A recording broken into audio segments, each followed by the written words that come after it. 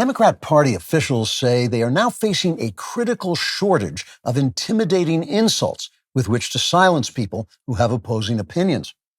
According to Democrat Vladimir Mohammed Jihad Leninchu Mohammed, chairman of the leftist Agency of Derogatory Intimidation, or LADI, or lady, depending on your pronouns, the shortage could endanger Joe Biden's chances of re-election in the event he comes back to life before November. Mr. Leninchu Mohammed spoke to the Daily Wire on condition of anonymity, saying, quote, "We started by calling conservatives racist, but that made it sound like hating white people might be a bad thing. So we moved on to calling them Hitler. But then we found out that Hitler believed in authoritarian government, imprisoning dissenters, and hating Jews, which is our entire platform. Finally, we tried calling them Christian nationalists, but then we discovered that just means people who believe in God and love their country, which turns out to be almost everybody except us. If we don't come up with a new intimidating insult soon, we won't be able to silence opposition and we'll be forced to try to rationalize our policies, which obviously would be a disaster," unquote.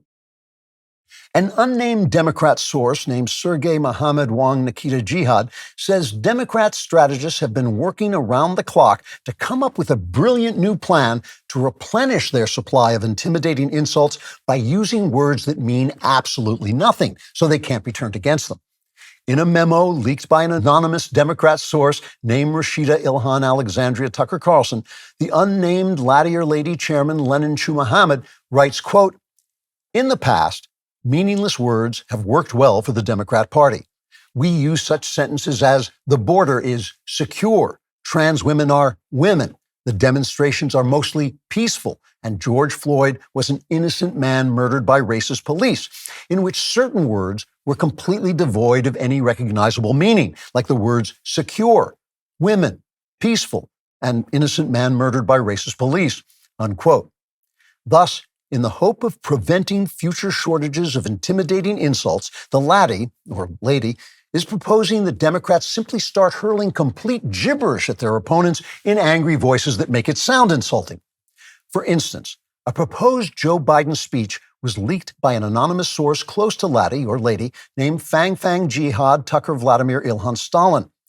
The Biden speech says, quote, "Never before have we faced so great a threat to kaboobasy as the rise of radical far-right MAGA scabadabblism in the halls of rinky-tinkadom. Since the founding of this great kaboobnik, rinky-tinkadom has rejected scabadablism in the name of all that's kaboobastic. But now scabadablists are thralling every sconus of kaboobasy's tinkadom until the very swilling forth of fantastic fill-em-up tutors on the flink of shugaboogasi. This adminigroin will unthrall the scabadabs from kaboobniks rinky-tinks and restore kaboobic wumpas of cherubadom, or my name is not Joe Biden, if that is my name," unquote. This proposed speech was later withdrawn when it turned out Biden had already said something similar in off-the-cuff remarks he had made to a 12-year-old girl while he was chasing her around the room trying to smell her hair. As the shortage of intimidating insults moves toward crisis, an anonymous source within the DNC, named Obersturmführer Hamas von Mausay Sanders Presley Ramirez, says the party is exploring more radical options, like trying to justify their policies to sentient human beings with the capacity for reason. Or if that's not possible, maybe just to leftist women. Or if even they're too intelligent, maybe just to the CEO of NPR. Speaking on condition of anonymity, Mr. Miss Obersturmführer Presley Ramirez told the Daily Wire, quote, "We figure, hey, we convinced our voters the climate is a crisis, killing babies is a human right, butchering children will change their sex, and Joe Biden wasn't making money off his family's influence peddling business. We might also get them to believe we're turning the country to crap for a good reason. We just have to explain that high food prices help you lose weight, or that letting unchecked illegals flood the country will make it easier to find a gardener who'll murder your mother-in-law. After all, these people voted for us. How smart can they be?" Trigger warning, I'm Andrew Klavan, and this is The Andrew Klavan Show.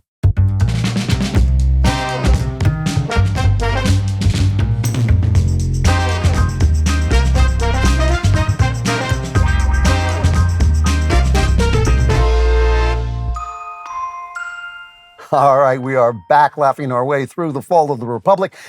We want to hear from you. So write to us at Klavan Klapbacks at DailyWire.com. We want to hear your opinions of the show, your opinions of my opinions, whether you think I'm right or you're mistaken. Write to Klavan Klapbacks, both with a K, Klavan, Klapbacks at DailyWire.com. And if we read it on the air, you'll win having your comment read on the air. Also subscribe to my YouTube channel. This is the Andrew Klavan YouTube channel. Daily Wire Plus, you can watch us there. We've got exclusive content all over the place just for you. Last week, we have the interviews. Those are up everywhere. Last week, we interviewed Mary Harrington, one of my favorites. And this week, the great Carl Trueman will be coming to you. He is terrific. And if you leave a comment on YouTube and the comment is despicable, we will read it here because despicable is what we do. My favorite comment this week is from Ozymandias5257. Look on his work, ye mighty, and despair. His comment is, "Oh, Andrew, your intros may not help me recover sanity, but at least I laugh hard enough to stop drinking for a few minutes." I wish I could say the same. All right, let's get to today's episode, America Down the Memory Hole.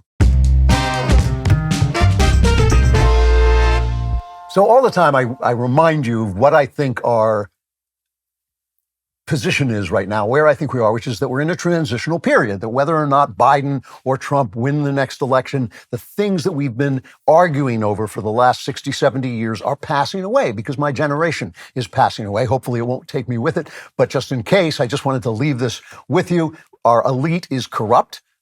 Which is one of the things that happens in democracies. Our elite is totally corrupt. Our media is useless.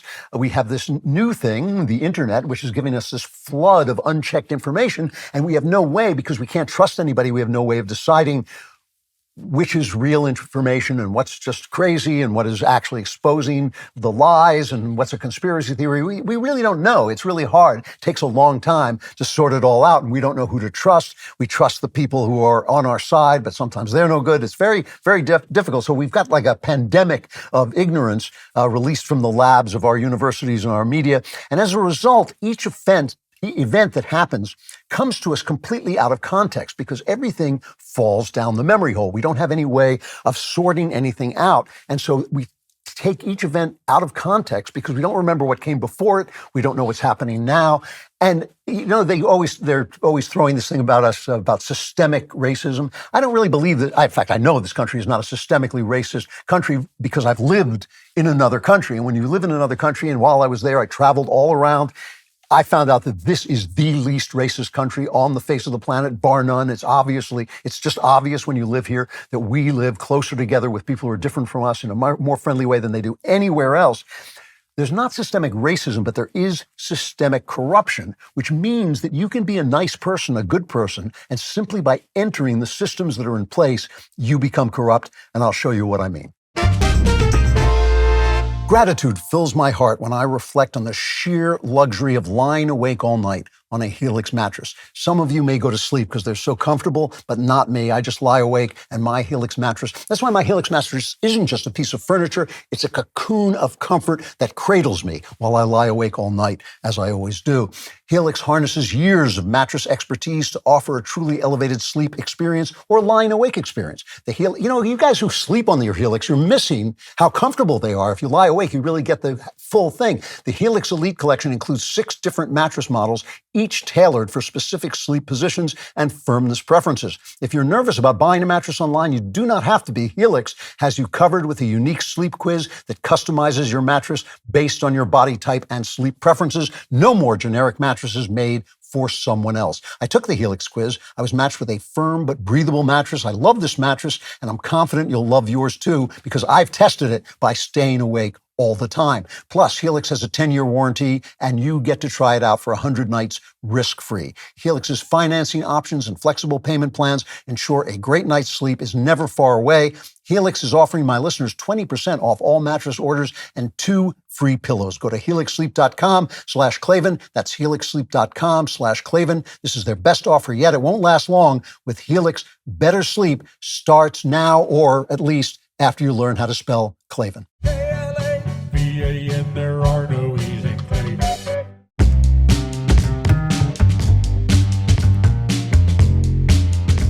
Chapter 1, No One is Above the Law. So I just want to talk about this Trump trial. I'm sure, people have been talking about it all week. Obviously, Donald Trump on trial in a criminal trial in New York. Their jury selection is going on. They've just actually finished the jury. They may have opening arguments as early as Monday, possibly, which was kind of surprising because it's, hard to find a good jury in New York, a fair jury in New York. They keep asking the people who come in, do you have any previous opinion about the defendant? If they could find somebody, the only person you could find without a previous opinion about Donald Trump would be like one of those tube guys they have outside of used car lots. That was like, I have no opinion. I just wave in the wind back and forth. But here's the thing. I don't want to talk about what's actually happening in the courtroom too much. I want to just talk about the fact that it is impossible for an innocent person to walk into this courtroom and not in some sense become corrupt, because it's happening out of context, out of the context. Everything goes down the memory hole. Nobody remembers how we got to where we are at any given moment. All of our information is untrustworthy. So you're just walking into a thing which is a trial. So here's how I just picked this out at random. Here is an ABC News report about the trial. Let's cut to. For the first time ever, a criminal trial involving a former president.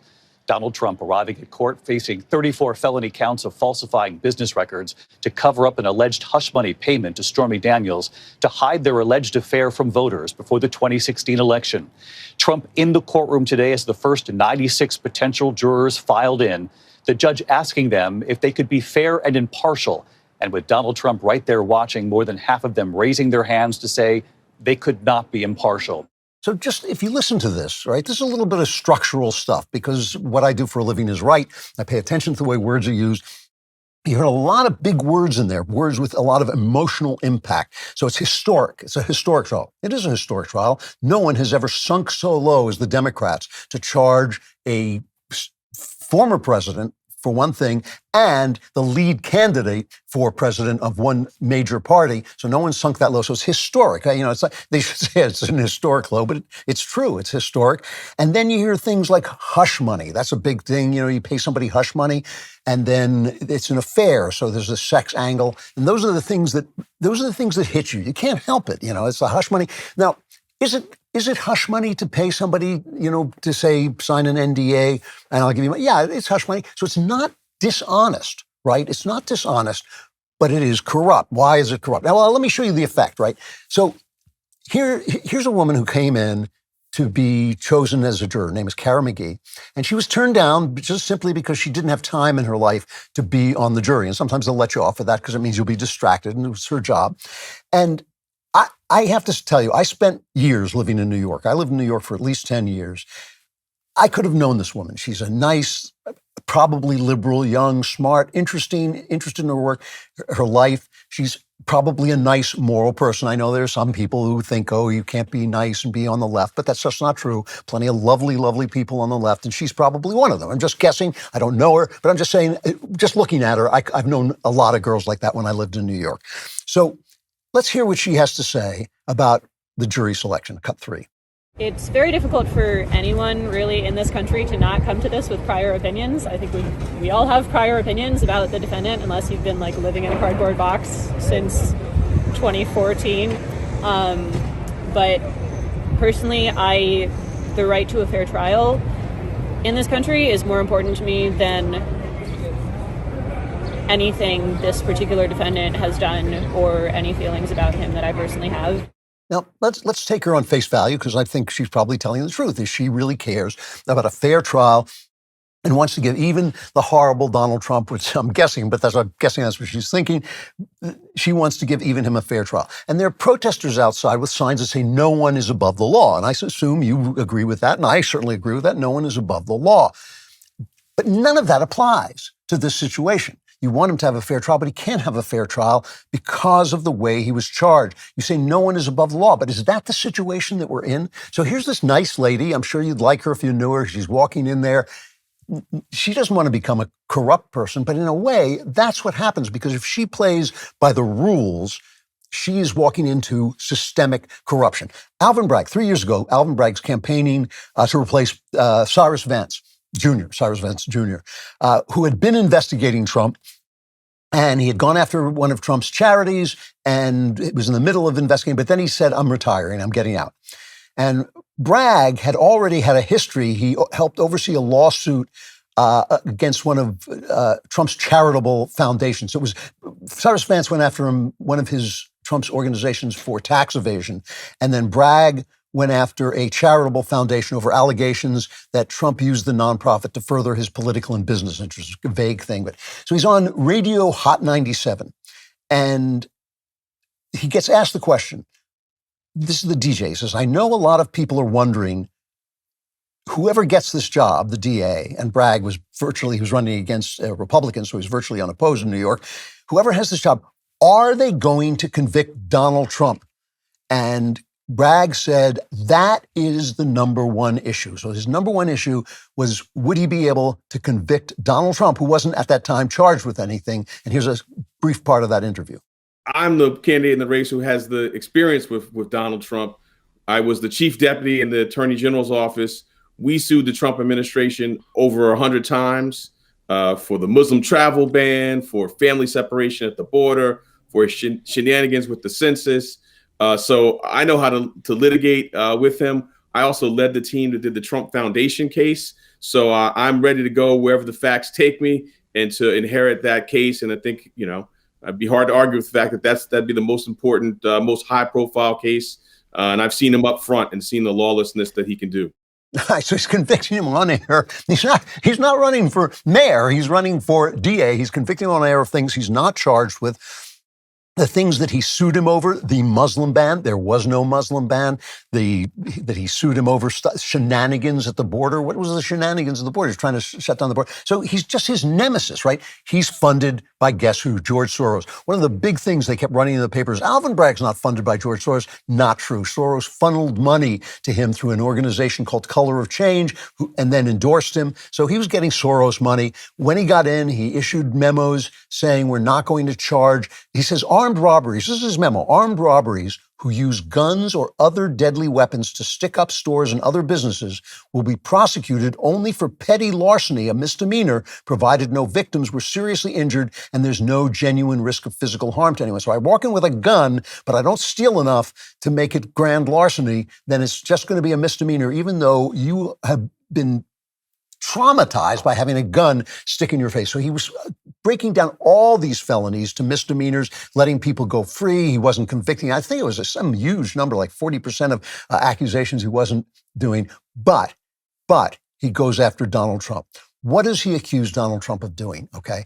First, by the way, he says, the Stormy Daniels case, he says, I can't prosecute it. And then he gets heat from the left. He gets heat from the left. And Biden is making comments that he wants Trump prosecuted. So he's under a lot of pressure. He ends up prosecuting Trump. Now, remember all those big words, right? The big words like hush money and affair. Those are historic. Those are the things that everybody's thinking about. Donald Trump had an affair, or was accused of having an affair. I don't think he's ever copped to it, with this porn actress, Stormy Daniels, calls herself Stormy Daniels.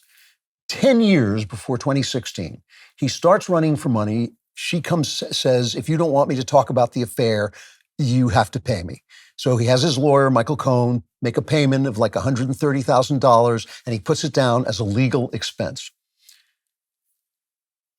So the accusation is that it was not a legal expense, that he should have written hush money, I guess, on the check, but he wrote legal expense. Now, the statute of limitations on that crime, which is a misdemeanor, if it's true, that has run out. So that's not the crime. The statute has run out.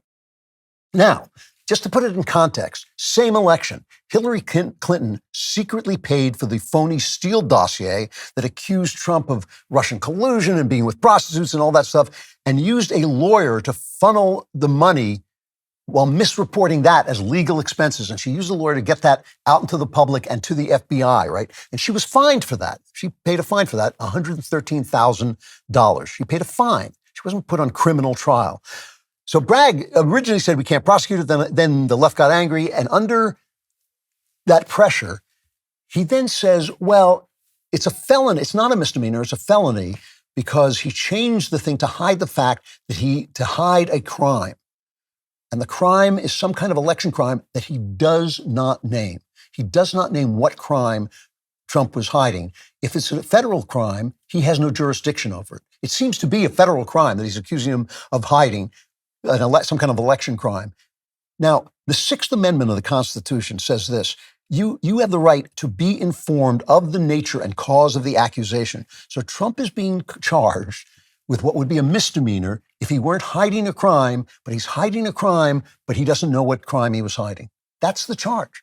That is the charge. Now, just today, there was a little clip in the Wall Street Journal from Slate of a guy saying, well, I thought this case was a sham, a left-winger saying, I thought this case was a sham, but it's the only case we've got, so we've got to do it.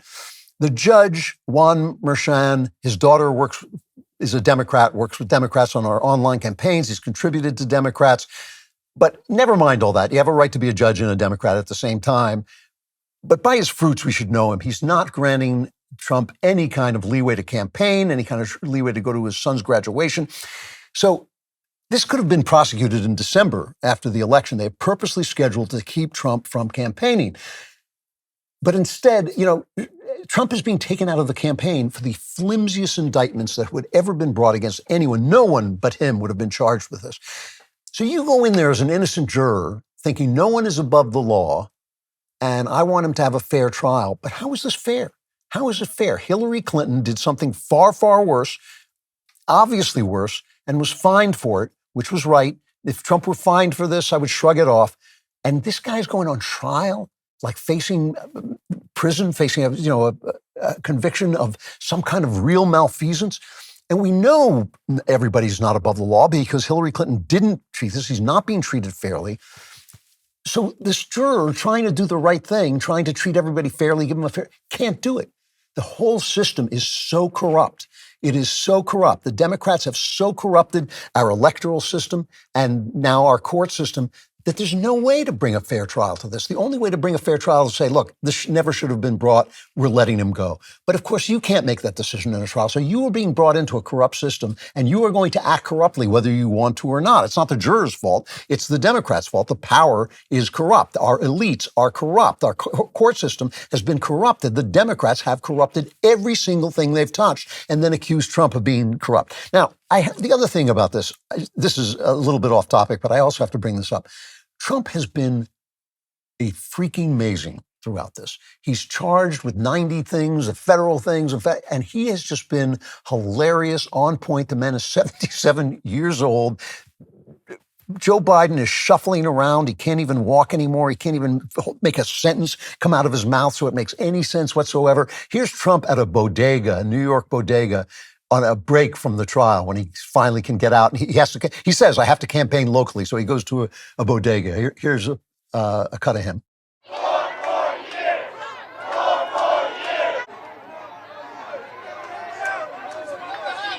How are you, everybody? Hello, nice to see you. Nice to see you. Nice to see you. It's a great group. Everything is screwed up in New York, and the whole world is watching. This judge is so conflicted. You understand that. You'll take a look at that. There's never been a judge so conflicted as this. It's ridiculous. And also, there's no crime. You know where the crime is? In the bodegas, where they come and rob them every week, or more than that. The guy is on top of his game. It kind of is amazing. I mean, it really is. The other thing is, it's always fair to accuse Trump of hyperbole. He puts everything, this is the most important this and the most corrupt that and the most corrupt that. But he's right. They've put him in a position where the words coming out of his mouth are right, which really makes me think that this could blow up in their face big time, because there's simply no way, if anybody looks into this case at all, at what he's being charged at, where you cannot tell. First of all, I cannot believe if he gets convicted that it's going to hold up on appeal. And secondly, just people looking at this are going to say this man is being treated unfairly. And most people, in America, most people are pretty fair. They think like, well, the guy was mistreated. That might make them sympathetic to him. Now, meanwhile, while Trump is doing this, Biden is going out around talking about his relative. Well, just listen to this clip 6. Ambrose Finnegan, we called him Uncle Bozy. He was shot down. He was in the Army Air Corps before there was an Air Force. He flew single-engine planes, reconnaissance flights over New Guinea. He had volunteered because someone couldn't make it.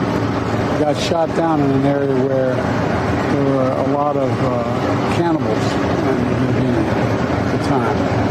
never recovered his body, but the government went back when I went down there and they checked and found parts of the plane and the like. And what I was thinking about when I was standing there was when Trump refused to go up to the memorial for veterans in Paris, and he said they're a bunch of suckers and losers. Trump didn't go to the memorials, and my uncle was eaten by cannibals. Totally untrue story, completely bogus. The guy, he was in the war, his plane crashed into the ocean. Nobody even knows why it crashed. He disappeared without a trace, but now he's been eaten by cannibals, which is a hit by Trump. I only throw that in there, first of all, because it's absolutely hilarious. Second of all, because you remember how the Washington Post kept a running, was it the Post? I think it was the Post. It kept a running count of Trump's lies. So if Trump said nice day and it was cloudy, that was a lie, and they wound up with like 13,000 lies or something like this. But it's a little bit of exaggeration. He's a tale teller, or the New York Times called the tale teller in chief. He's he's not even there anymore. Like you hardly even can blame him. I sit and watch him and go, all right, Uncle Bozy was eaten by cannibals. Just sit down and we'll bring you some porridge. Unbelievable. So that's the memory hole in Biden's head. But the memory hole here is how this case came to be, what this case is. So all you are left with, if you're watching TV, you're an ordinary citizen, you're not reading everything that comes out, you're watching TV to catch up on the news so you can go about your business. All you know is historic hush money affair. Sex, hush money, dirt, it's historic. That's all you know. And you have this memory hole. And the context is the entire thing is corrupt. And that's one of the serious problems we're facing right this minute is in this emergency of this crisis of information, the fact that we have no memory, so we do not know what's going on at any given moment.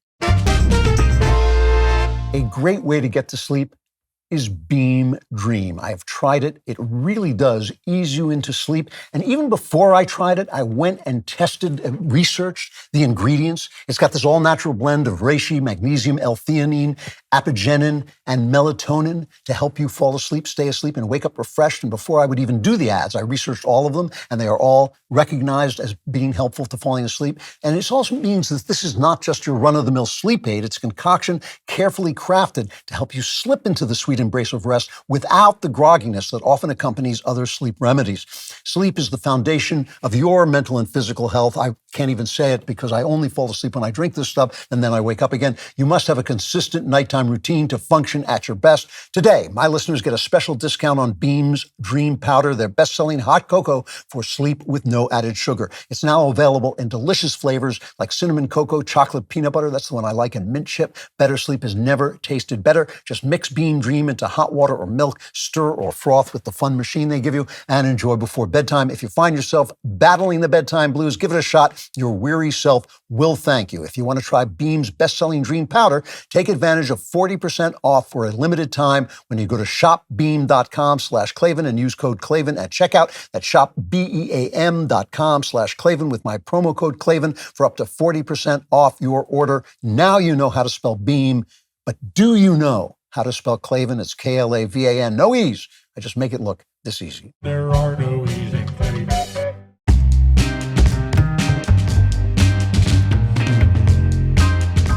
Chapter 2, Thanks, President Reagan. Now, I have to say before I start this chapter that I was writing, I prepare the show over the course of the week as the news comes in and things I want to talk about.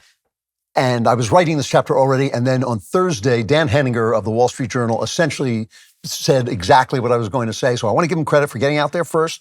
And he put out a video, so I'm taking some of his sound. He's a great columnist. There's no shame in stealing from Dan Henninger. But I do want to say that we came up with this simultaneously. So Iran attacked Israel. Now, this is a big deal because it raises the stakes of this fight in the Middle East, right? Nobody wants to see this thing spread, but up until now, Iran has been using the proxies, Hezbollah, Hamas. These are all just Iran. Iran is the greatest sponsor of terrorism in the world, greatest state sponsor of terrorism in the world. And so Iran now unleashed a massive, massive air attack on Israel. Some people are saying that they basically informed the United States that this was happening because they didn't really want to hurt anybody, because then if they did, even the United States might attack them back. But I don't know if that's true, but it is true that we listen in on them, and we have a lot of good intelligence coming out of Iran, so we probably knew that this was happening. So they launched like 300 drones and missiles at Israel, which obviously would have caused tremendous damage and loss of life. But Israel and America and Jordan and a couple of other countries, with the help of a couple of other countries, went out and shot these things out of the air with the Iron Dome and with pilots and all this stuff. And the only person who was injured was a 7-year-old girl from an Arab Bedouin community in southern Israel. But most of the drones and missiles were intercepted. And the U.S. and Jordan also shot some down. And Biden, of course, is bragging about this. All his spokespeople are by. Here's Biden in his senile, muttering, half-dead way, saying it. But all his spokesmen are out there cheering Joe Biden help the Israelis shoot down this massive attack. It's cut 11. As you know, Iran launched an unprecedented aerial attack against Israel, and we mounted an unprecedented military effort to defend Israel. Together with our partners, we defeated that attack. All right, we defeated that attack. Again, it's not untrue. Like the reports of Trump's trial, it's not untrue. It just has no context, right? So we want to give it some context. We want to not forget everything that ever happened before this moment. We want to not get the guys who are talking about everything as if it just appeared out of nowhere. We want to remember, first of all, after the attack is over, Biden says to Israel, take the win, take the W, and don't retaliate, which is absurd. I mean, they fired 300 missiles at them and drones. You cannot allow that to happen. We wouldn't allow it to happen to us. Israel has already struck back. So far as I'm speaking to you, we only know that they've hit a military facility. They had to do something. It looks like they were pretty restrained about it. But let's put into context this victory, all right? Now, you may remember Robert Gates. He was Barack Obama's Secretary of Defense, been in Washington forever. He had this line where he said that throughout his career, Biden has been wrong on foreign policy. Here's an interview he gave to Anderson Cooper, cut 8. You wrote Joe Biden was a man of integrity. Still, I think he's been wrong on nearly every major foreign policy and national security issue over the past 4 decades. I think he's gotten a lot wrong. You're talking all through the years as vice president. He opposed every one of Ronald Reagan's military programs to contest the Soviet Union. He opposed the first Gulf War. That list goes on. So he opposed what Reagan was doing. So I know you think it's like 1980s, almost 50 years ago, 40 years ago. What does that got to do with anything? Well, during the Cold War, for those of you who don't remember, there was a constant threat of nuclear war breaking out with the Soviet Union. And Reagan came up with this idea called the Strategic Defense Initiative to shoot missiles out. It was supposed to be space-based defense that would shoot missiles out of the sky. Here is him talking about it back in, 83. What if free people could live secure in the knowledge that their security did not rest upon the threat of instant U.S. retaliation to deter a Soviet attack, that we could intercept and destroy strategic ballistic missiles before they reached our own soil or that of our allies?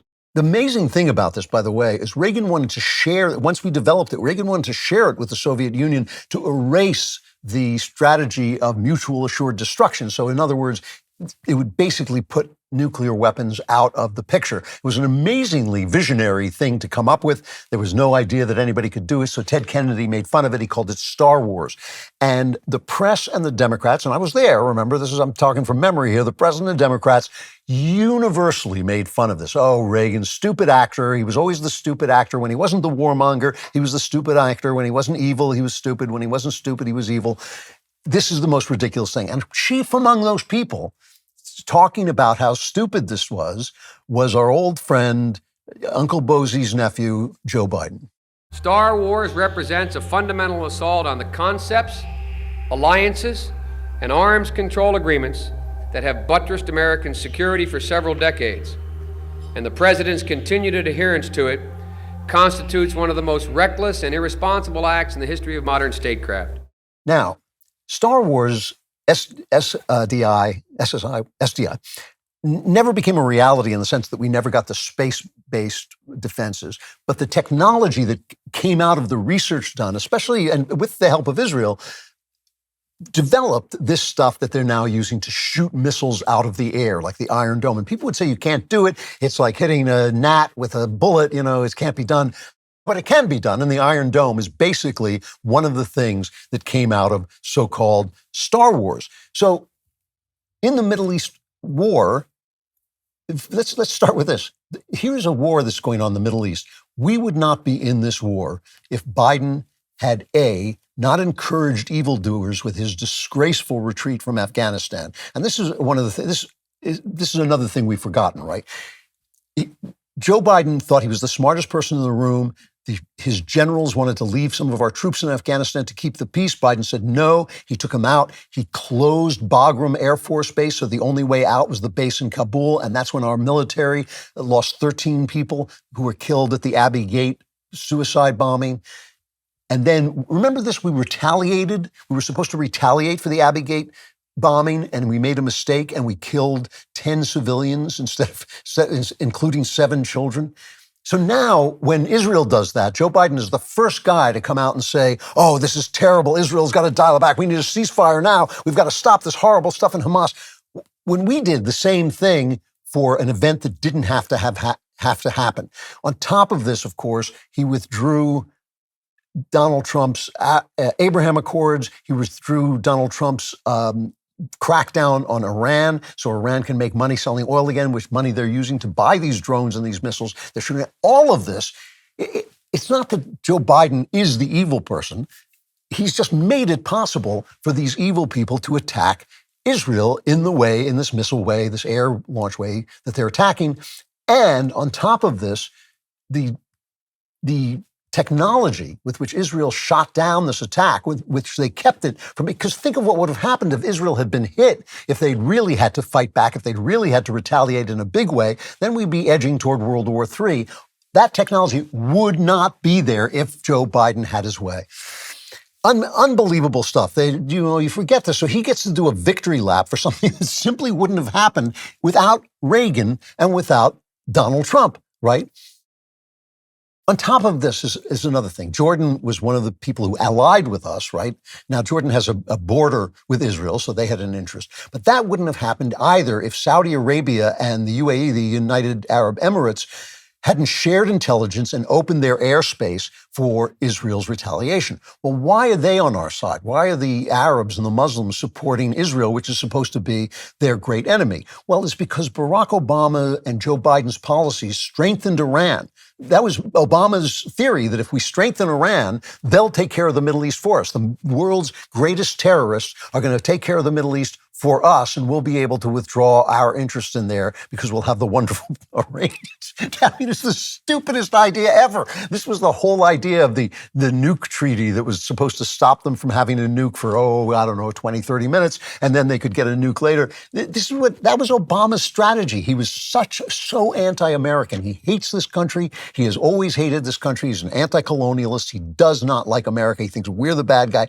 We're the problem. So they strengthened Iran. They allowed ISIS, or ISIL as Obama had to call it, just to be annoying. They allowed ISIS to take over territory the size of Ohio. Donald Trump comes in, wipes out the ISIS caliphate in about 20 minutes. Remember, Obama said, this is going to be a generational war. It was a generational war if you count like 10 minutes as a generation. Trump went in and said, do me a favor to our military, kill those MFs. And they did. They just took them out. So that part of Obama's strategy was erased, thank heavens. And then on top of that, his administration goes in and uses the fact that Obama has strengthened Iran to get the Arabs into line and sign the Abraham Accords with Israel, because they realize they don't want to be fighting Israel, because Israel's not the bad guy. Israel is a free state. Listen, if they stopped attacking Israel, there would be no more fighting in the Middle East in terms of Israel. Israel doesn't want to fight with anybody. They're the size of a shoebox. They just want to go ahead doing the stuff they're doing, inventing medicines and weapons and things that they build because they're Jewish and they like science and all that stuff. They just want to go out and being a democratic country that treats everybody fairly and equally. That's what they want to be doing. The fighting there is coming from outside and they're fighting back. So Trump goes in there and uses that to form an accord against Iran. And this is the situation that we're in. Again, you can't blame a guy for walking down an alley in the dead of night and getting mugged. You don't say it's his fault he got mugged. It's the mugger's fault. It's Iran's fault for being evil. But Joe Biden set up the entire situation in which Iran is operating and then would have stopped the situation that prevented them. Everything he's done is everything that happened there. He shouldn't be taking a victory lap. He should be getting hammered, just hammered endlessly for the situation he's gotten us in. Donald Trump, 4 years, you can have criticisms of him. I certainly have criticisms of the way he handled the pandemic.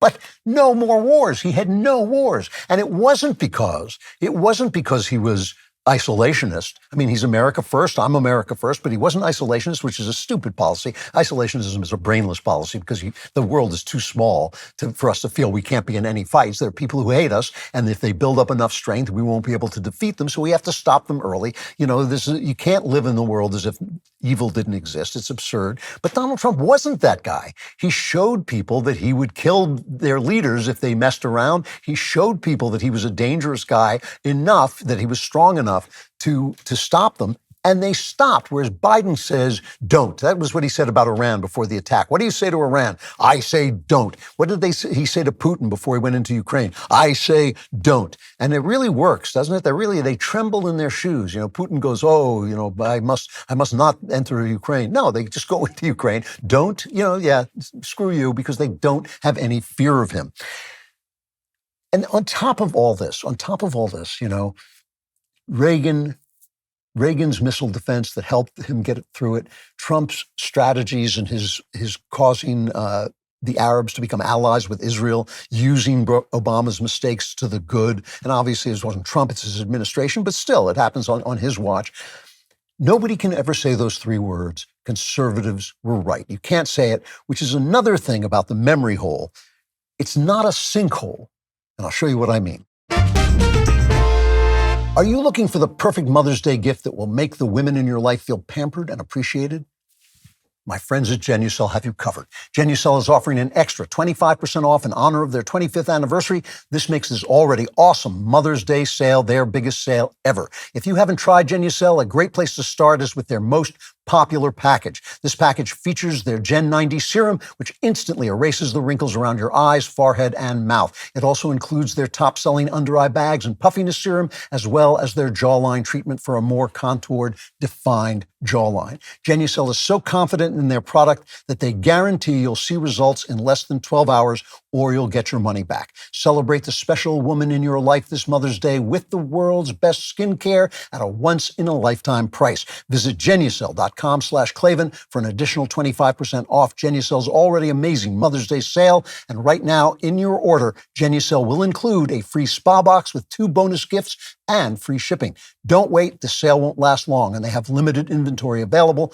Genucel.com/Klavan. Go to Genucel.com/Klavan right now, or as soon, at least, as you know how to spell Klavan. It's Klavan.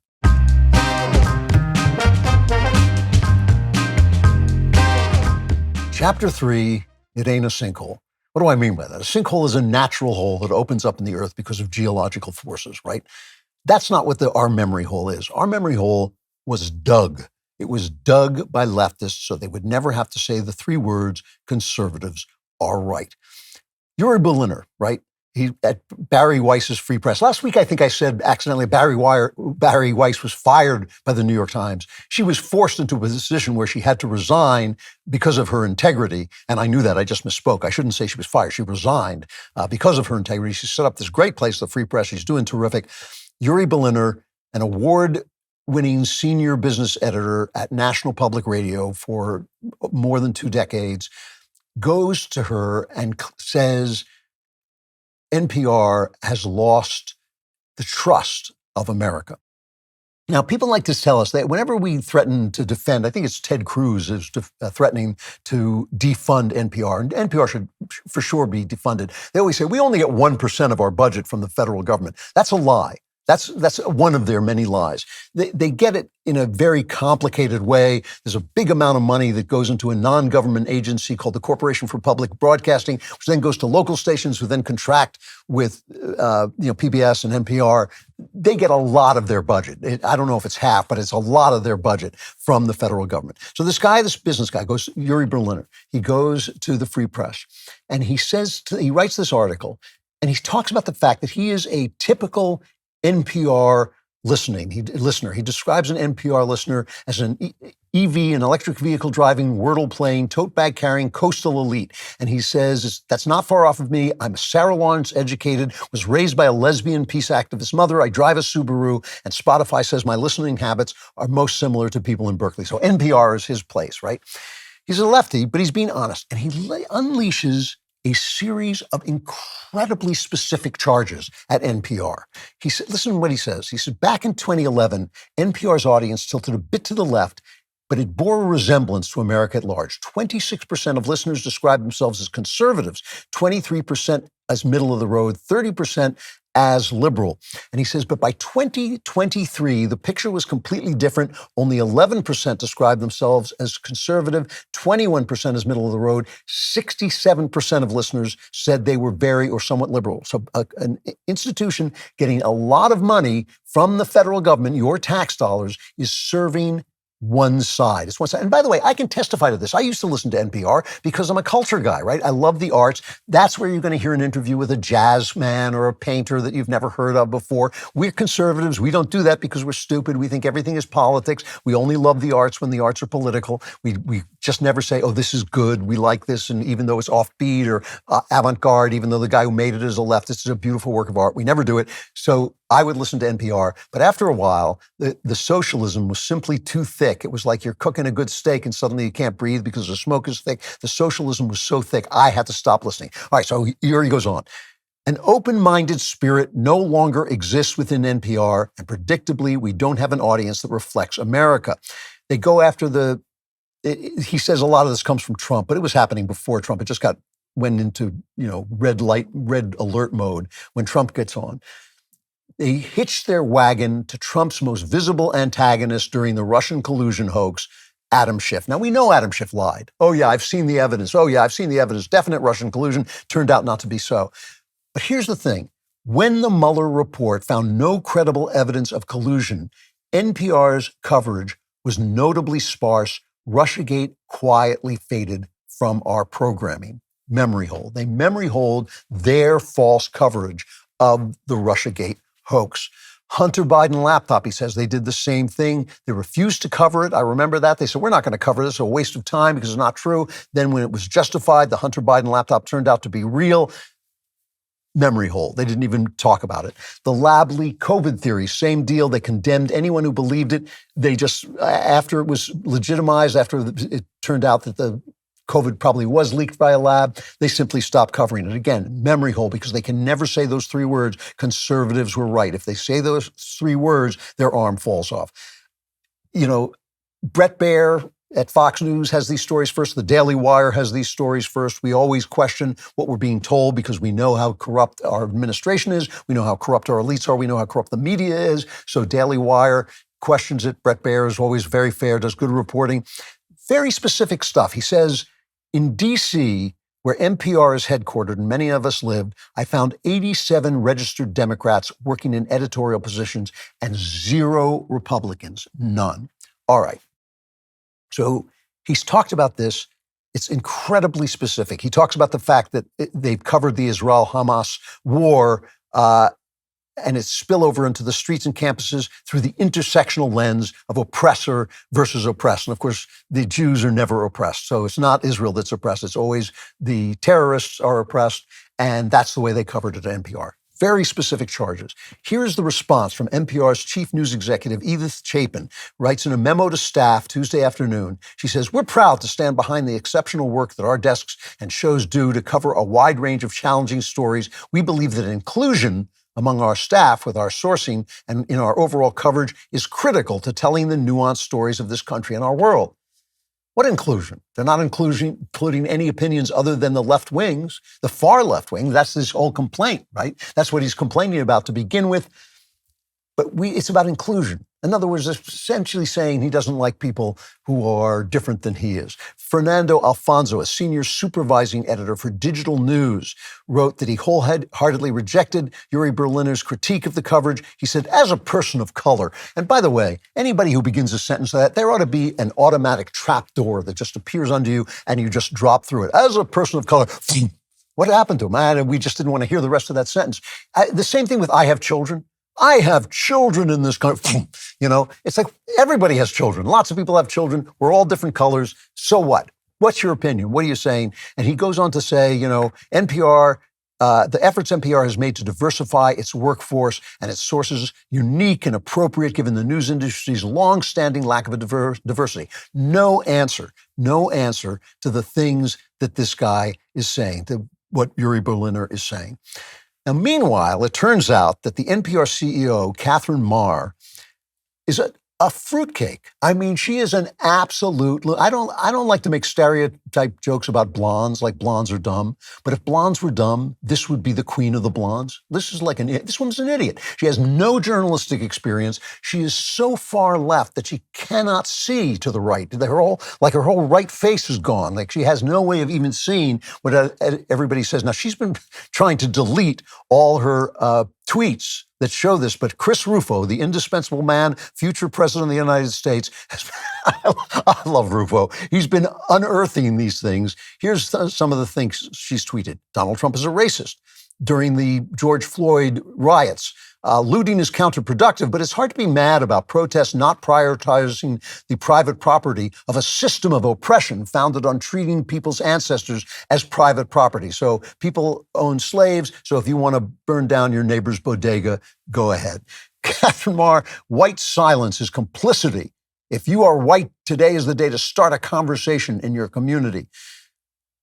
Again, all that benefits all humanity without a single woman or person of color on the OpenAI board. It just goes on and on. Here is she giving a TED Talk on truth.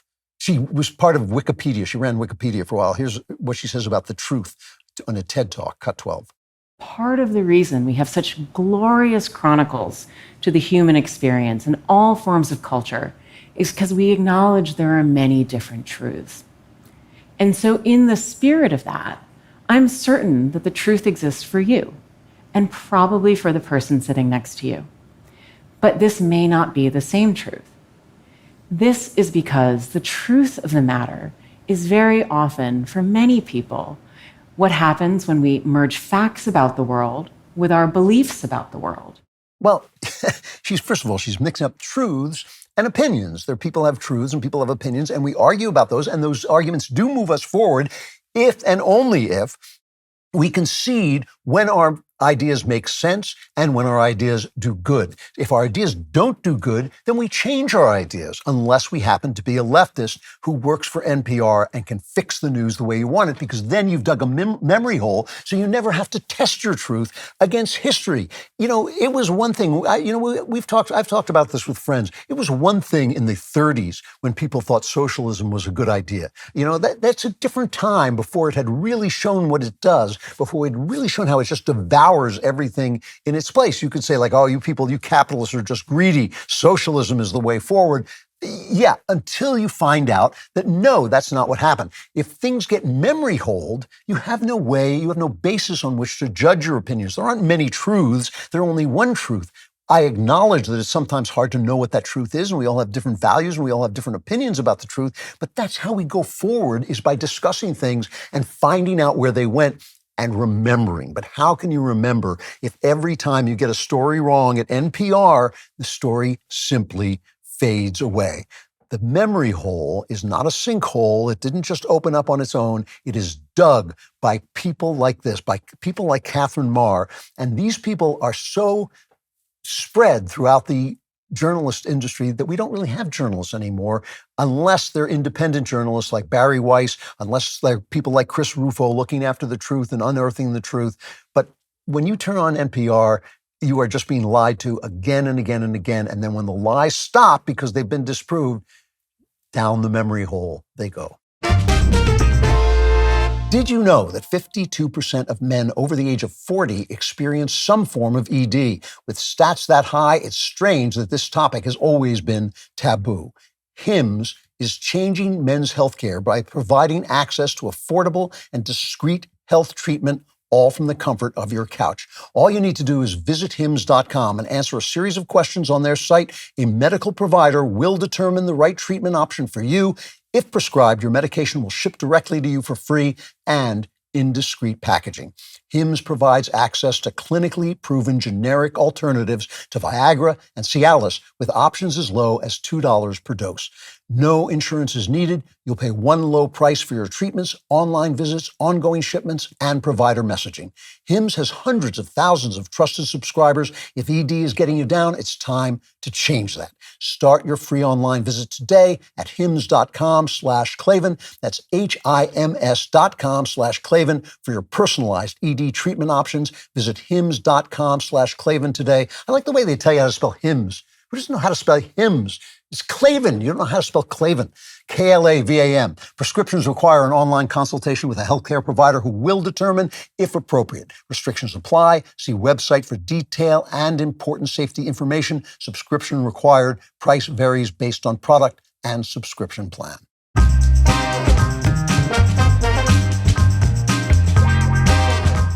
Final chapter, into the Anonysphere. The Anonysphere, there's a great word, right? These are people who are anonymous. Why do I want to talk about this?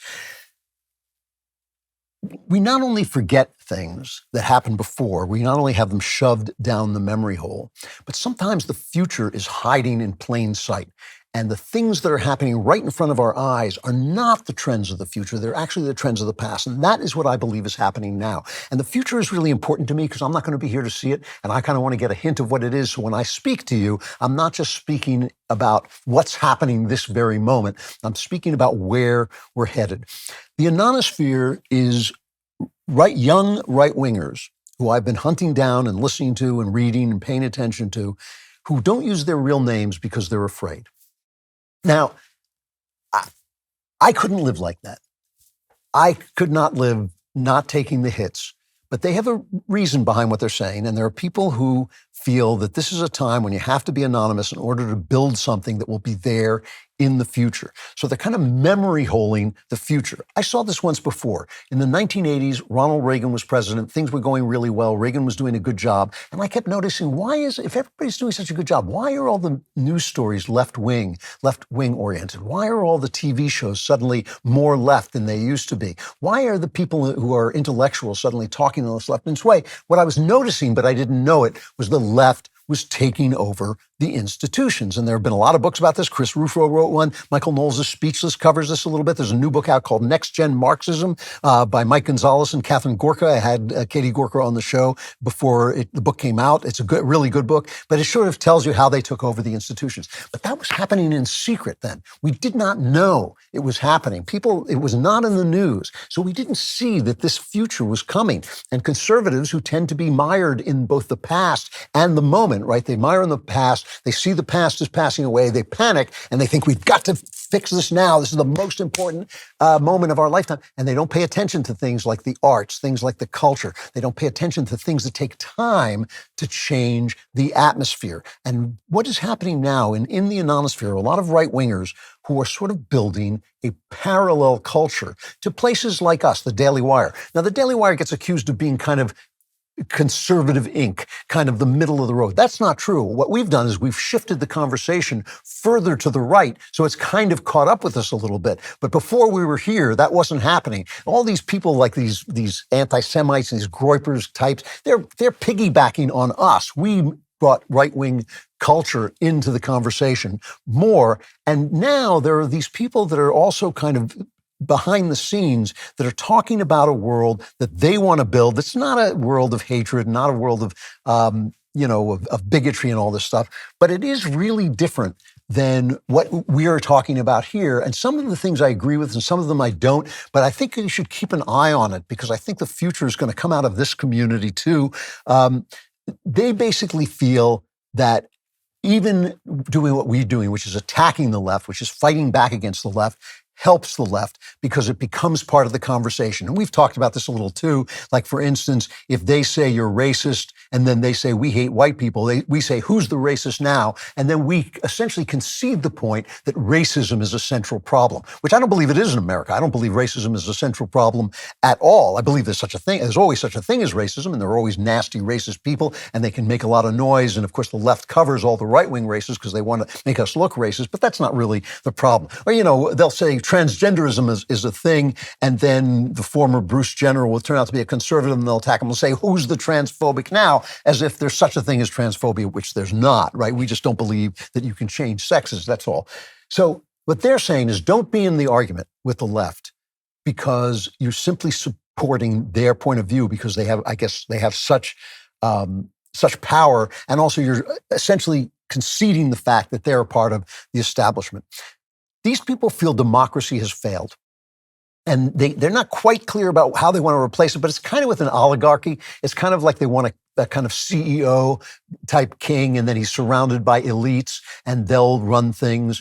And it's the old idea that there is no such thing as democracy. Everything is either monarchy or oligarchy, and they kind of want an oligarchy. I'm a little wary about this because I know when people get power, they get oppressive.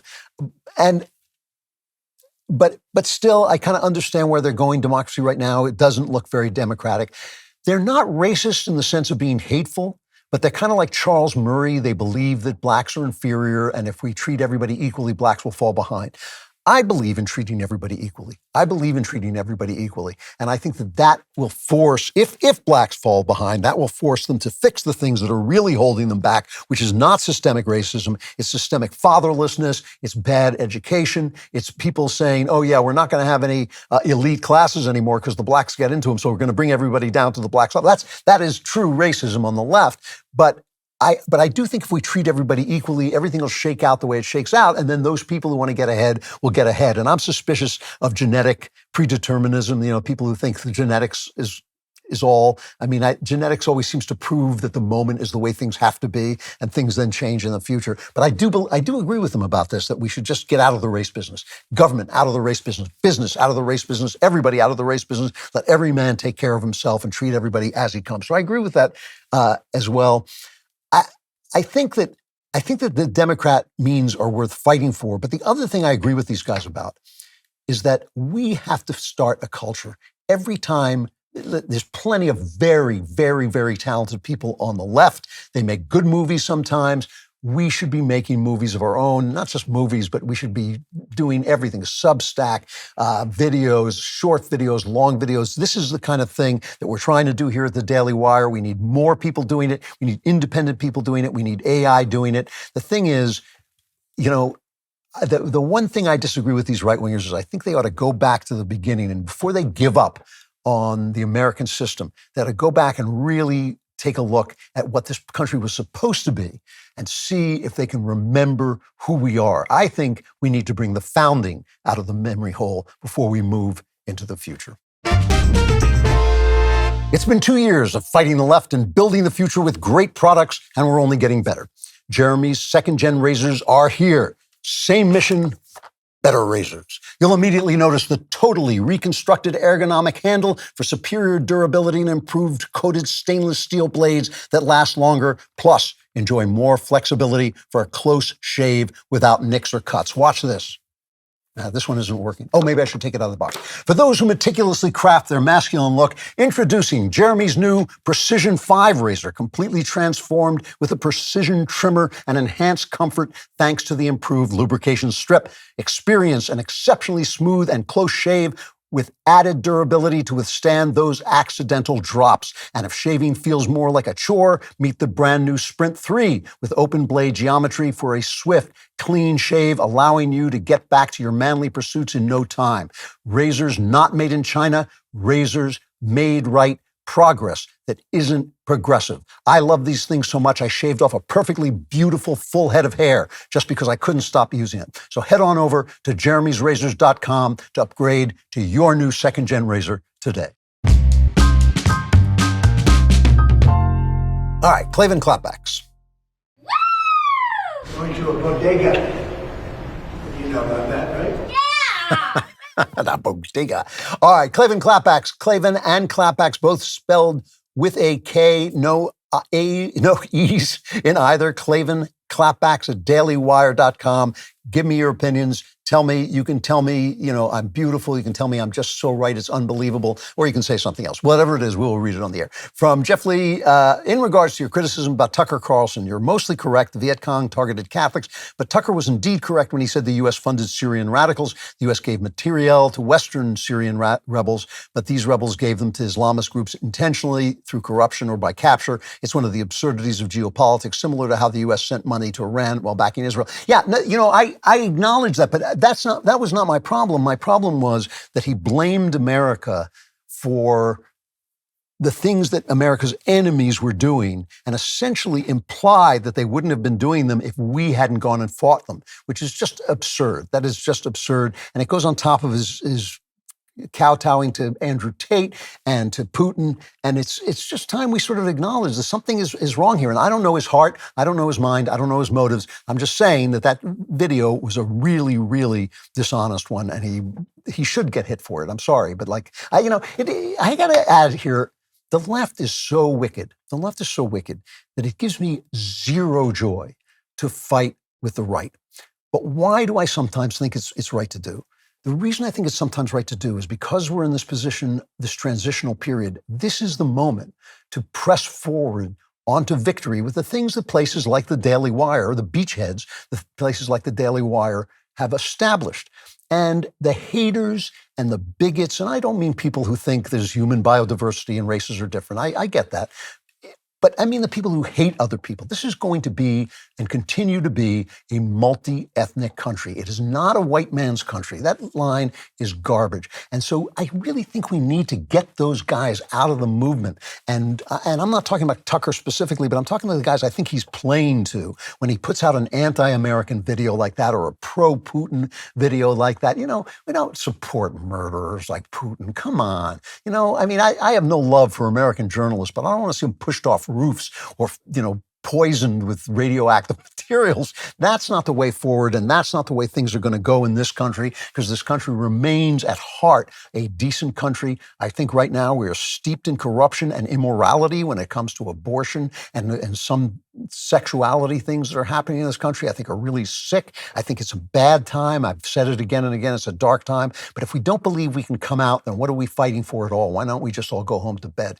And so I don't want, in this moment, when I feel the right can win, I want the right to come out clean. I want them to come out tough, mean, hard, fight like hell, but I don't want to become the mirror image of them. The stuff that Tucker believes in, the stuff that left believes in. It's the same stuff, that it's all America's fault, that everything is America's fault, and there's no problem with it's not the Islamist fault, it's not Putin's fault. He pushes a journalist off a roof from time to time, he blows up his own people from time to time in order to start a war, but it's not no, it's their fault. We're just not doing a very good job of fighting back, and that's why I have to sometimes attack the right, even though it turns my stomach. All right, become a member today. Go to dailywire.com/subscribe. Use code Klavan at checkout for 2 months free on all annual plans. If you have not done this yet, you can't come to member block. You know what that means. The crushing darkness of Klavanlessness is moving in over you. Oh, it's gone. I can't even see you anymore. The rest of you, come to member block.